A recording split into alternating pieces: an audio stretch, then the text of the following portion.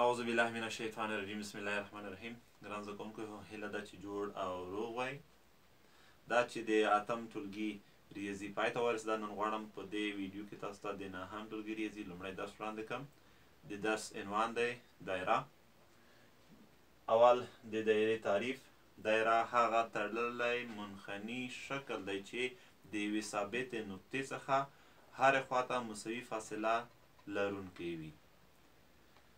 دوهم د دایرې مرکز. هغه ثابته نقطه چې د هغې څخه د دایرې هرې خواته مساوي فاصله موجوده ده، هغې ثابتو نقطې ته په خپله د دایرې مرکز ویل کیږي. دریم دایرې ښودنه. دایرې ښودنې دپاره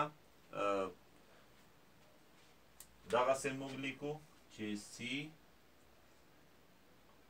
او آر په قوس کې لیکو، په دې معنا چې دایره سی معنا یعنی سرکل دایرې ته وایي، یعنی د او مرکز او د آر شعاع درلودونکي دایره. نو د دایرې ښودنه په دې ډول موږ کولی شو.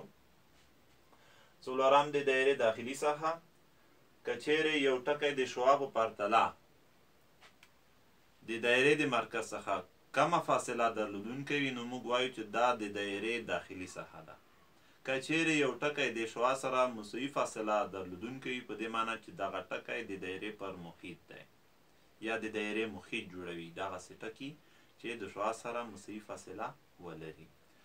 او د دایرې خارجي ساحه هغه ټکی یا هغه ټکي چې د شعاع په پرتله د دایرې د مرکز څخه زیاته فاصله درلودونکي، نو دا د دایرې خارجي ساحه بلل کیږي یا جوړوي. نو دلته شکل ته متوجه شئ. دغه تړلی شکل په خپله یو د دایرې شکل دی. دغه د او په نوم ټکی چې دی، دغه د دایرې مرکز دی، ځکه د دې ثابتو نقطې څخه د دایرې هرې خواته فاصله څه ډول ده؟ مساوي ده. بله دا چې دغه تړلی خط چې کوم دی، دا په خپله د دایرې محیط بلل کیږي. او دلته ای ټکی چې د شعاع په پرتله، اول خو تاسو شعاع وپېژنئ. شعاع هغه خط دی چې د دایرې مرکز او محیط سره نښلوي، نو دغه خط د دایرې شعاع ده. نو دلته د شعاع په پرتله دغه ټکی د دایرې د مرکز څخه کمه فاصله لري، نو موږ وایو چې دغه د دایرې داخلي ساحه بلل کیږي.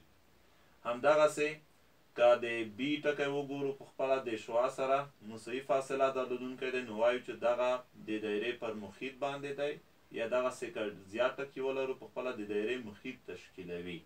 همدغسې که چیرې سی ټکی وګورو، دغه د شعاع په پرتله د دایرې د مرکز نه زیاته فاصله درلودونکی دی، نو وایو چې دا د دایرې خارجي ساحه بلل کیږي. ښه ګران زده کوونکو، هیله ده چې دایره او د هغې ځینې مهمې برخې مو پېژندلې وي. تر بیا مو الله مل شه.